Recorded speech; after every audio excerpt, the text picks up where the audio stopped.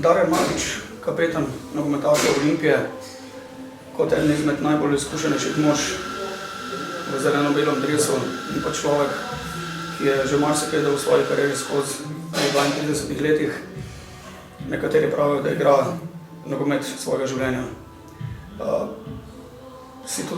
Tudi zaradi tega si je več kot primerna oseba, da nekako povlečemo črto pod jesenski del sezone in seveda počasamo tvojo nogometno in življenjsko pot, ki je bila prežeta z bogatimi izkušnjami. Darjan, kako z današnjega časovnega vidika oziroma z te časovne distance gledaš na svojo prehojeno nogometno pot? Ja, v bistvu začel sem že zelo zgodaj, tudi v članski selekciji. Ne vem, jaz sam svojo kariero bolj kot ne sem zadovoljen. Tako bi se marsikaj obrnil v kakšno drugo smer, tako kot je bolj pozitivno, kot je negativno, tako da pač nekako tudi moram biti zadovoljen s tem, kar sem dosegel v svoji karieri, pa verjetno kar še bom.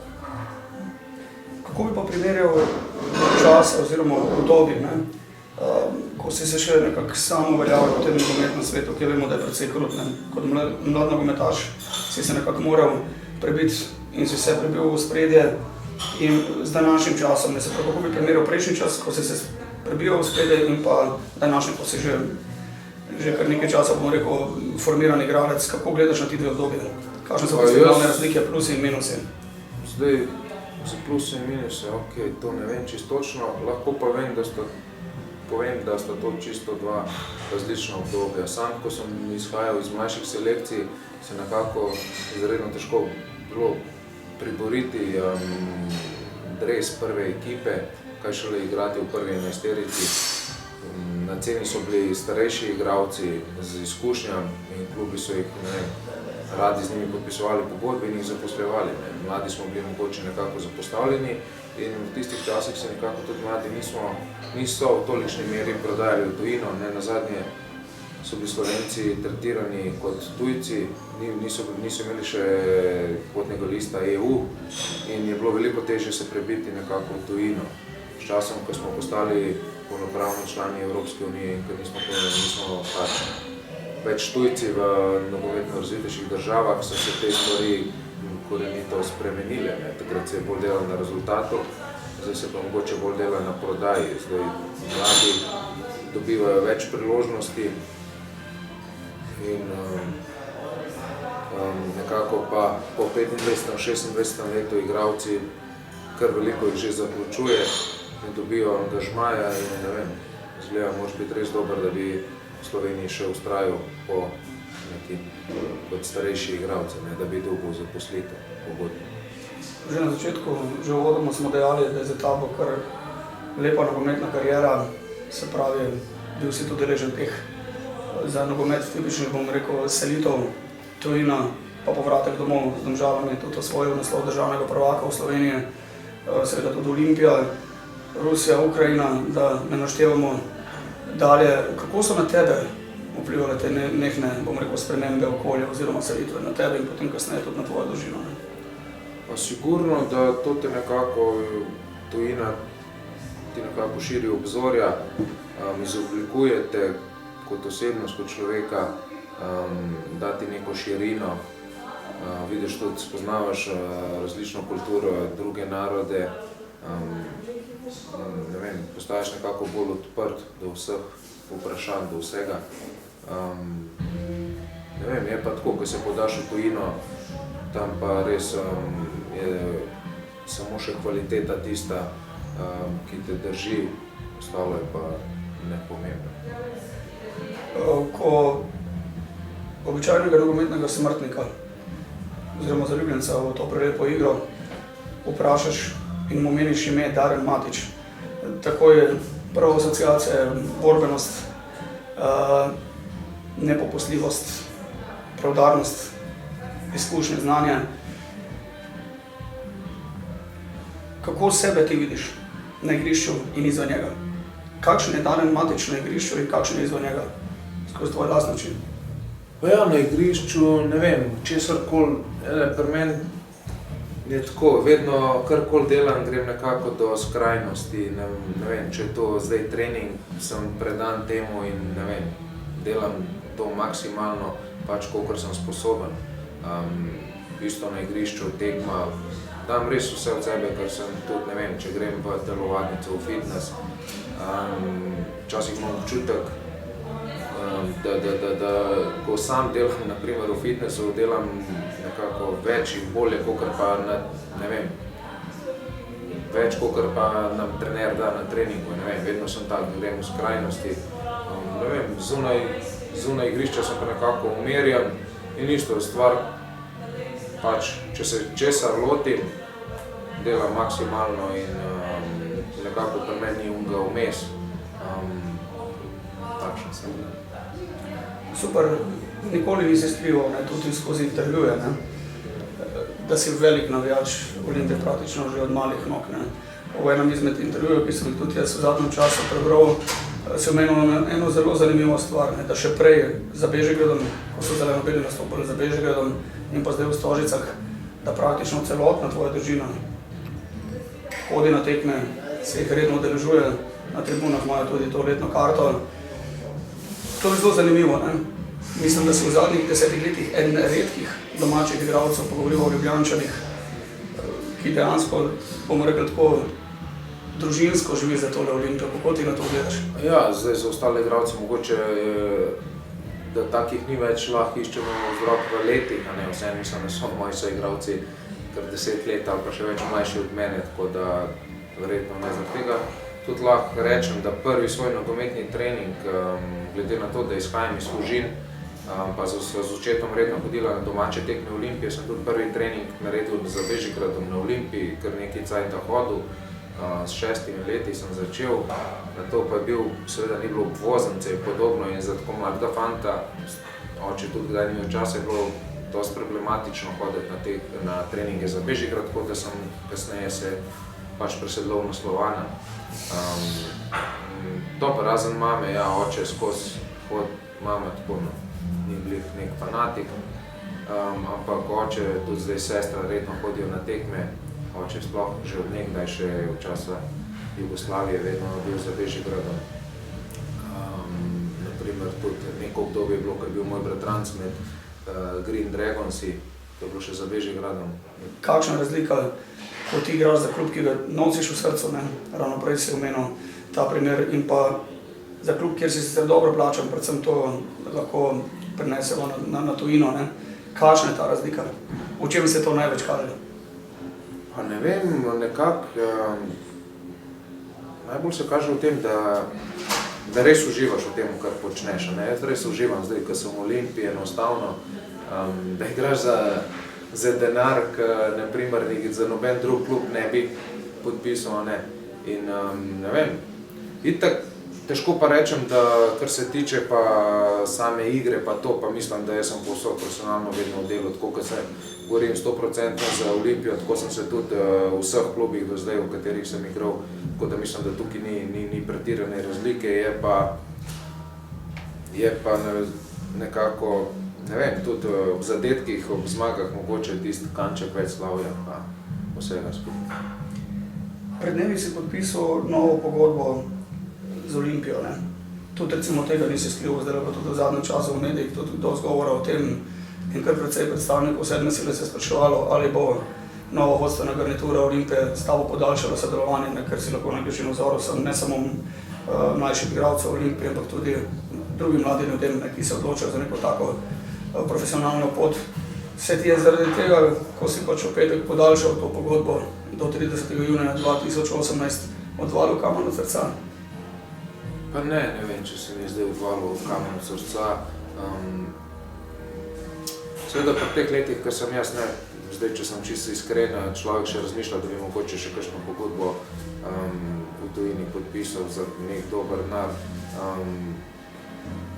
Ampak pač šlo se je tako, da preprosto tukaj gledam tudi na vse, zdaj tudi strani navijačev, na vse te neke spodbudne besede in pa sporočila, ki sem jih dobil, nekako nisem mogel v Olimpiji reči ne, tako da jaz sem izredno vesel, da sem tukaj podpisal nazadnje bom star 35 let, ko se mi bo pogodba iztekla.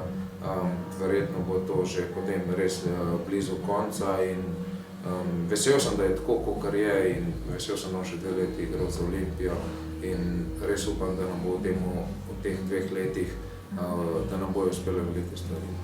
Ni pa odveč tudi omeniti, da si ponosen očka 3 sinov, tudi verjetno tle sama družina in pa ustaljeno družinsko življenje tukaj v Sloveniji, v Ljubljani je verjetno igralo kar precej veliko vlogo. Pa ja, sigurno, ampak ja, je tudi, družina itak na prvem mestu. Sploh da ne rečem. Jaz dosti znam razdeliti profesionalni del pa družinski del. Nekako te 2 stvari nekako izključujem, tako da mislim, da nekaj so že vplivali, ne pa prav, da bi bilo to odločilni fakt. Povej mi, kako spremeni športnik, oziroma kako se spremeni pogled profesionalnega, vrhunskega profesionalnega športnika, v tvojem primeru nogometaša, ko postane torej očka. Ko postane starš, kako se pri tebi ta pogled na to tvoje delo, ki ga opravljaš zadnjih 15 let spremenil, ko si postal oče? Jaz ne vem, kako bi rekel, nogomet mi je vedno bil na prvem mestu, že od nekdaj, vedno sem se temu maksimalno posvečal in ne vem, ko sem mi rodil prvi sin, nekako kar naenkrat ni več trening tisti, ki je na prvem mestu, imaš še druge obveznosti, ki so bolj pomembne od tega in potem pač moraš biti toliko, da znaš vse skupaj uskladiti in da v bistvu da te občutke nekako izkoristiš sebi v prid in da to lepo funkcionira bolj naprej. Super. Zdaj, da se malo vrnemo še nazaj na Olimpijo, na ta športni del z odhodom, zdaj že nekdanjega kapetana Draža Šporarja v Basel, si postal, torej, če lahko temu tako rečemo, pravi kapetan Olimpije. Nikoli nisi skrival, da bi želel kariero končati, kot si malo prej dejal, v zeleno-belem dresu in da bi, če bi se ukazala možnost za to, tudi s kapetanskim trakom okoli ramenov oziroma okoli roke. Kako ti zdaj gledaš na to? Ti verjetno to veliko pomeni, da si pravi kapetan Olimpije. Mislim, da to mi ogromno pomeni, seveda. Bil sem tudi že v nekaterih prejšnjih klubih kapetan, tako da s tem imam izkušnje. Da bi skončal kariero s kapetanskim trakom v Olimpiji, to nekaj, kar si mogoče nisem sploh upal predstavljati nikoli, ampak ne vem, bilo bi fantastično in upam, da bo tako se tudi Ni nobena tudi skrivnost, ker se pač tudi pogovarjam dosti najmlajšimi igralci, talentiranimi, ki so zdaj v vrstah Olimpije, dostikrat znajo povedati, da si bil vsem tem času na nek način, v zadnjem letu in pol, odkar si se vrnil v Olimpijo, v Ljubljano, si bil kot nekakšen kapetan iz ozadja, da si bil tisti že lider, da so se dosti recimo mlajši so prihajali do tebe in poiskali pa še na svet, bodi si za nogomet, bodi si za življenje samo. Verjetno ti tudi to veliko pomeni, da imaš na nek način to spoštovanje, da mlajši gojijo veliko spoštovanje do tebe. Pa občutek imam, ja, da imam neko določeno spoštovanje mlajših soigralcev. Normalno je, da lahko dam kakšen nasvet, saj sem to pot, ki njih še čaka, sem jaz že prehodil. Vem točno, kaj koga čaka, kateri občutki, s čim se bojo srečevali, kakšne prepreke jih čakajo v življenju in vidim, kdo rad te nasvete sprejme, kdo jih posluša, temu jih tudi ponavadi, ne vem, povem svoje mnenje. Sigurno, da na napakah se učimo, tudi sami bojo delali napake in jaz nekako jim ne morem preprečiti, da teh napak mladi fantje ne bi delali, ker sigurno jih bodo in to so najboljše izkušnje.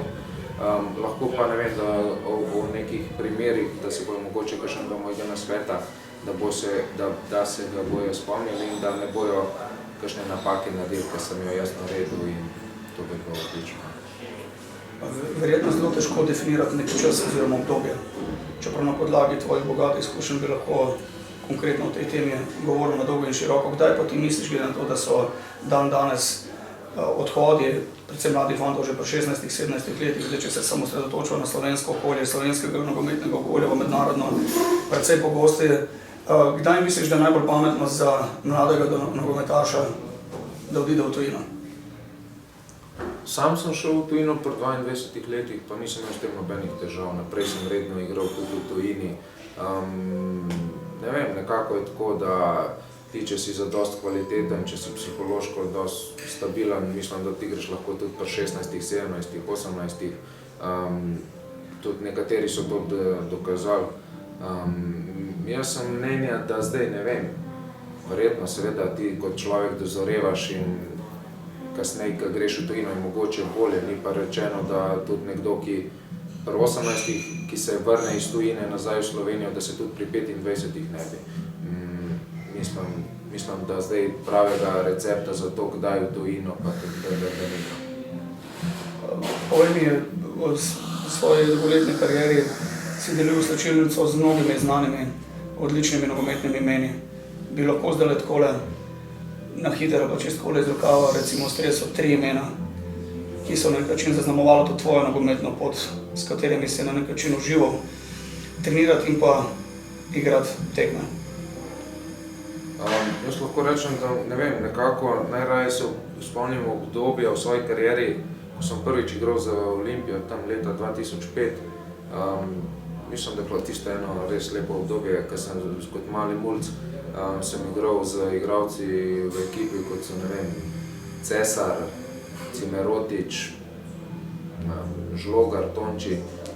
Takrat, ne vem, se spomnim, da sem v njih gledal kot, ne vem, neke velikane slovenskega nogometa in nekako od njih, ne vem, spremljal njihovo potezo, se probal čim več od tega odnesti in to obdobje nekako mi bo zavedno ostalo zapisano nekje v meni, zelo lep spomin, takrat na Bežigrad in na to obdobje, mislim, da je to. Ob koncu bi lahko še spregovorili o 2 stvareh. Zdaj, jesenski del sezone je Olimpija končala na prvem mestu, z vami res naporna jesen, ampak uspešna. Kakšni so pa načrti za spomladanski del sezone? Verjetno od ambicij, visokih ambicij ne boste odstopili. Ja, v bistvu, kadar so super rezultati, tega napora niti ne čutiš, vse so emocije nekako premočne in praktično nič ti ni težko. Za spomladi pa sigurno, da so ambicije ostati, zadržati mesto, ki ga imamo trenutno, postati državni prvak. Mislim, da imamo kader, ki je tega sposoben in upam, da nam bo uspelo. Kot si malo predajal, pogodba ti poteče koncu junija 2018. Kljub temu, da takrat še 2 leti in pol, verjetno že malce razmišljaš o postnogometni karieri. Kaj bi si želel Darjan Matić početi, kaj bo Darjan Matić počel potem, ko bo sklenil aktivno športno pot? Verjetno imaš že neke načrte v glavi, da so ti povezani tudi z Olimpijo? Jaz zdaj načrtov povezanih z Olimpijo sam ne moram delati, to ne, ampak sigurno bi bil vesel, če bi bil še naprej vpet v tale kolektiv Olimpije. Sigurno pa imam načrte nekako, to me že od nekdaj, kar vem zase, me veseli trenersko delo, nekaj malega izpita sem že upravil in sigurno bom v tej smeri nadaljeval. Darjan, najlepša hvala, ker si bil najin gost v tej, bom rekel, prvi oddaji, prvi ediciji nove rubrike Klepet z Majem, ki jo bomo v sklopu Olimpija TV predvajali enkrat na mesec. Bilo mi je v čast, no. Hvala.